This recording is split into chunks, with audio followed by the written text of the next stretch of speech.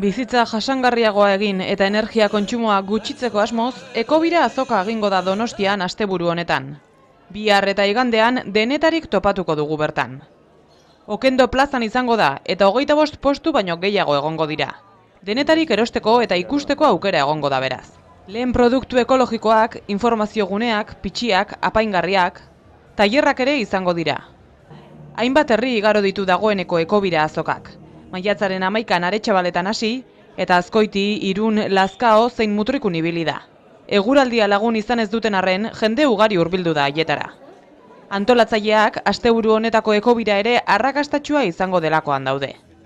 Dano gonbidatuta zaete Donostira, giro aparte espero dugu, eta bueno, hemen baino erakusle gehiago ukiko ditu gainera, Kutxa Kulturhiria ere bada, eta bueno, animatu eta han itxoen gotzuegu.